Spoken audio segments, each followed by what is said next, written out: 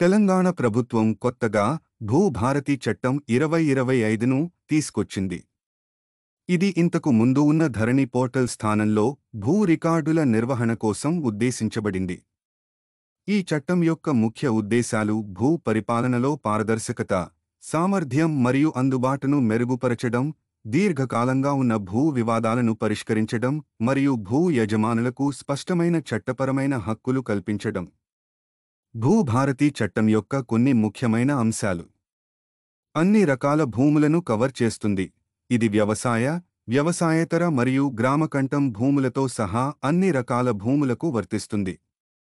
ఇంతకు ముందు ధరణి కేవలం వ్యవసాయ భూములపైనే దృష్టి సారించింది. భూధార్ వ్యవస్థ. ప్రతి భూమి పార్సెల్కు ఒక ప్రత్యేక గుర్తింపు సంఖ్య భూధార్ కేటాయించబడుతుంది. ఇది భూమి వివరాలను సులభంగా గుర్తించడానికి మరియు లావాదేవీలను క్రమబద్ధీకరించడానికి సహాయపడుతుంది.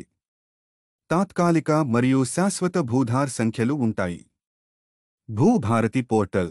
ఇది కొత్త వ్యవస్థ యొక్క ప్రధాన డిజిటల్ వేదిక.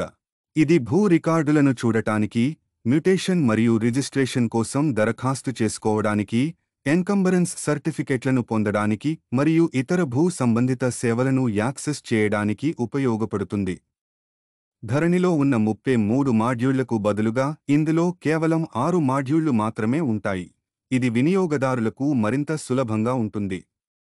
Record of rights (ROR). ఈ చట్టం ప్రకారం తయారు చేయబడిన భూ హక్కుల యొక్క అధికారిక రికార్డులు ఎలక్ట్రానిక్ మరియు మాన్యువల్ రూపాలలో నిర్వహించబడతాయి. లోని ప్రతి ఎంట్రీ నిజమైనదని మరియు ఖచ్చితమైనదని చట్టపరమైన ఊహ ఉంటుంది. మ్యుటేషన్ ప్రక్రియలో మార్పులు. వ్యవసాయ భూముల అమ్మకం విషయంలో రిజిస్ట్రేషన్ తర్వాత తక్షణమే మ్యుటేషన్ జరుగుతుంది. అయితే వ్యవసాయేతర భూముల విషయంలో రిజిస్ట్రేషన్ సబ్రిజిస్ట్రార్ కార్యాలయంలో జరుగుతుంది మరియు మ్యుటేషన్ సంబంధిత మున్సిపల్ లేదా పంచాయతీ చట్టాల ప్రకారం జరుగుతుంది. మ్యుటేషన్ కోసం దరఖాస్తుతో పాటు సర్వే మ్యాప్ లేదా స్కెచ్ను అప్లోడ్ చేయడం తప్పనిసరి. సదా బైనామా క్రమబద్ధీకరణ. జూన్ 2, 2014కు ముందు జరిగిన కొన్ని రిజిస్టర్ కాని భూ లావాదేవీలను సదా బైనామాలు క్రమబద్ధీకరించడానికి ఈ చట్టంలో ఒక విధానం ఉంది. చిన్న మరియు సన్నకారు రైతులు దీనికి అర్హులు. దీనికోసం 2020లో స్వీకరించిన దరఖాస్తులను RDO విచారిస్తారు. కొత్త దరఖాస్తులు స్వీకరించబడవు. వివాద పరిష్కార యంత్రాంగం. ఈ చట్టం ద్వారా రెవెన్యూ శాఖలోనే ఒక క్రమబద్ధమైన అప్పీల్ మరియు రివిజన్ విధానం ఏర్పాటు చేయబడింది. RDO నుండి కలెక్టర్ వరకు మరియు తరువాత ల్యాండ్ అడ్మినిస్ట్రేషన్ ట్రిబ్యునల్ లేదా కమిషనర్కు అప్పీల్ చేసుకోవచ్చు.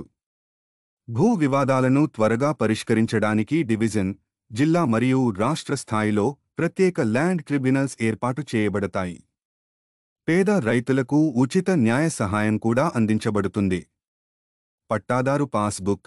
ఇది భూమి యొక్క యాజమాన్యానికి చట్టపరమైన గుర్తింపుగా ఉంటుంది మరియు దీనికి తనఖా విలువ కూడా ఉంటుంది. ఈ కొత్త చట్టం భూ లావాదేవీలను మరింత సులభతరం చేస్తుందని మరియు భూ రికార్డుల నిర్వహణలో మెరుగుదలలు వస్తాయని భావిస్తున్నారు. అయితే దీని అమలులో కొన్ని సవాళ్లు ఉండవచ్చు, ముఖ్యంగా డేటా యొక్క ఖచ్చితత్వం మరియు సిబ్బందికి శిక్షణ ఇవ్వడం వంటి విషయాల్లో. రియల్ ఎస్టేట్ ఏజెన్సీలు ఈ కొత్త చట్టం యొక్క నిబంధనలను పూర్తిగా అర్థం చేసుకోవడం మరియు వారి కార్యకలాపాలను దానికి అనుగుణంగా మార్చుకోవడం చాలా ముఖ్యం.